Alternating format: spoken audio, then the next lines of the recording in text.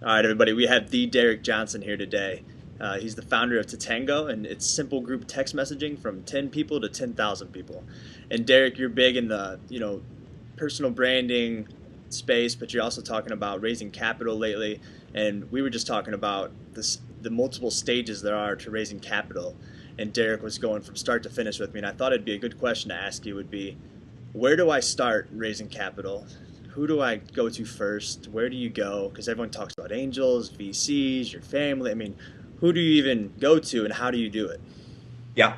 So, I think the first thing that we have to, dispel is that you can't go to a bank, especially in the tech world, unless you're building maybe a actual product. The bank, again, I went to college, I went to entrepreneurship, I graduated in entrepreneurship, and everyone there said, all you got to do is, get a great business plan. It makes sense on paper, and a bank will fund you. You can walk into the bank with that, 30, 40-page business plan and get funded. Unfortunately, that's not how, the real world works, unfortunately. So the only people that really are going to fund you, especially if you have no experience, it's really, I would say, about 90% who you are, and then 10% what you're actually selling or pitching. So unfortunately for most young entrepreneurs or people maybe just starting out in the tech world, they don't have that 90%. Maybe they're a great person on the street, but they don't have the track record. They don't have an exit under their belt. They haven't worked for, the Google or Microsoft yet. So the majority of people that get their funding, it either comes from themselves, friends, families, or fools. And unfortunately, that's just the reality of it. And, to be honest, it's a little easier getting money from those, four different people, obviously yourself and then the friends, family, and fools, because of the fact that they're not professional investors. So they're not, really diving in, doing a huge amount of due diligence. It's that seed money that takes you to the next step.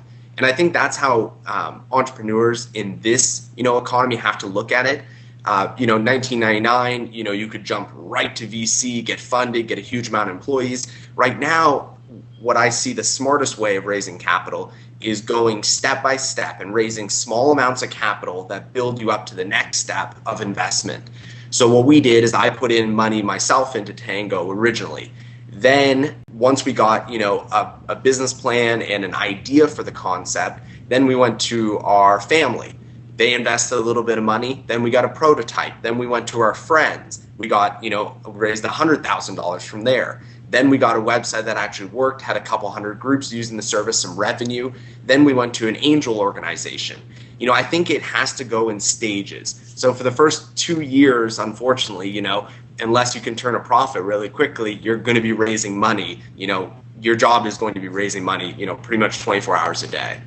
So your concept is raising money and just starting really small and doing a lot of it, but a lot of people nowadays are saying, is there a way to do it without raising any money? Is there startups now where you can go about it where you just need to find the right teammates who can build that prototype, who can do it on the side, and you can all come together as a team? Or is it more important to be like you're one person with the idea and you kind of hold it and you get funding, or do you share, the whole idea with five people and try to build it on the side? Because there's not really that much overhead to a lot of technology startups nowadays. Is it more important to look for funding, or is it more important to just get going and trying to build a prototype or building a product and try to do it on your own? Yeah, so it really depends on where you're at, in your life. If you have a steady job, maybe, and you have, that discretionary income, and maybe 4 or 5 of your buddies do too, then, you really don't need to raise money, especially, if you're doing a web app, the overhead costs are just so minimal. My situation was a little different. I was in college and, I didn't have money coming in the door because I was spending it on, university. So for my, perspective, it was like, hey, either I go to college or I drop out and I have to pay the bills somehow.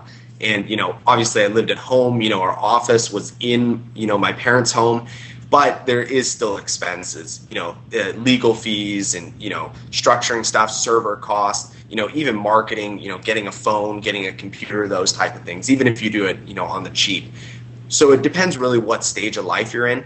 If you do have, some income coming in, build out the product first, build out the revenue stream. And the minute the revenue stream starts paying you more than your, previous job, that's when you should focus full time.